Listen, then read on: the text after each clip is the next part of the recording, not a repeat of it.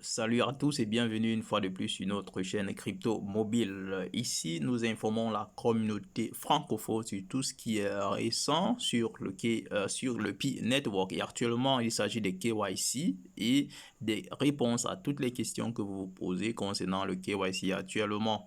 Comme vous le savez, chaque fois, je le dis, quand bien même nous mettons FR là, les informations sur le Pi Network sont en anglais. En raison d'être de cette chaîne expliquée davantage pour permettre à la communauté francophone d'être au même niveau d'information. Donc nous allons cliquer ici, comme d'hab, ici là, pour explorer ici ces différentes questions. Nous sommes à la 4e question déjà.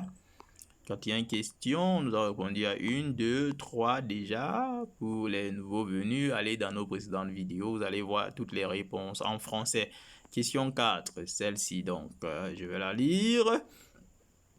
Pardon. Question, how long will pioneers have to wait for approval after submitting their KYC documentation? Ils disent que une fois que les pionniers auront soumis leur documents pour passer le KYC, combien de temps devraient-ils attendre? Answer, réponse. The processing time can vary depending on a few factors. C'est-à-dire que le temps peut varier en fonction de quelques facteurs. Pioneers that participated in the pilot KYC app through the Pi browser will be the first to be processed after the human verifier functionality is in place, which will be released soon. Ils disent que les pionniers qui ont participé à la phase pilote de KYC, passant par le Pi browser que vous connaissez bien, ces pionniers-là seront les premiers à être sélectionnés, à passer le KYC après que la fonctionnalité permettant aux vérificateurs humains soit disponible sur l'application. Ils disent que cette fonctionnalité sera disponible bientôt, donc préparez-vous. The purpose, je continue là. The purpose of having the pilot KYC is not just for pioneers to get approval, but also to improve the KYC app itself. Ils disent que la raison d'être de la phase pilote était pour permettre à l'application d'être également améliorée, pas seulement pour faire passer les personnes au KYC. Je continue là. Once the validators can verify applications in the KYC app, the progress of the application will depend on the availability of trustworthy validators per country, ranging from a few days to a few weeks.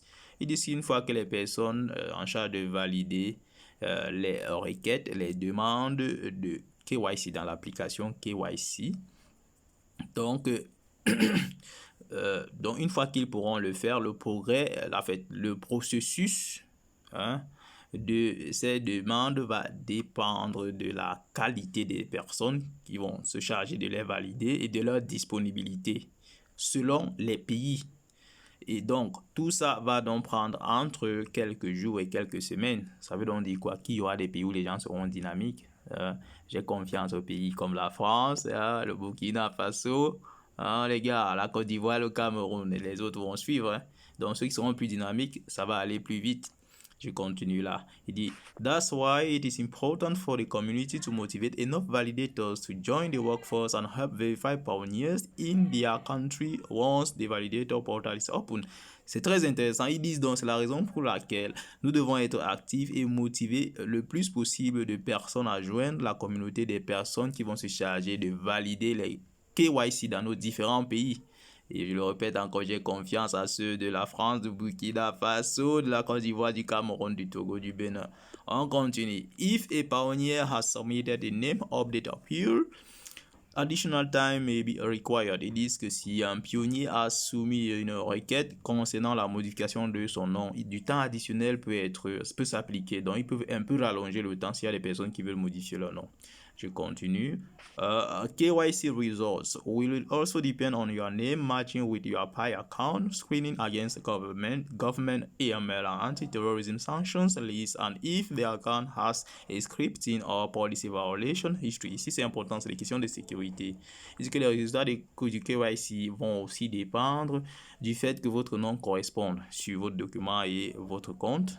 D'accord. Également, les vérifications au niveau des agences gouvernementales qui luttent contre le blanchiment d'argent et la lutte antiterroriste, etc. Si vous n'êtes pas inclus dans une liste antiterrorisme et si votre compte n'a pas violé les politiques ou alors les conditions générales d'utilisation dans le P-Network. Donc, il s'agit des questions de sécurité, de vérification courante de sécurité. Sur ce plan, j'espère que nous sommes tous clean, les gars. Sur ce, je vais m'arrêter là pour cette vidéo, chers amis. Pour la prochaine vidéo, je vous propose qu'on aborde cette question et celle-ci, donc on fera un 2 en 1 pour finir avec cette série de questions si le ok, on va ici, sur ce, je vous dis à la prochaine, les amis, prenez soin de vous, bye bye.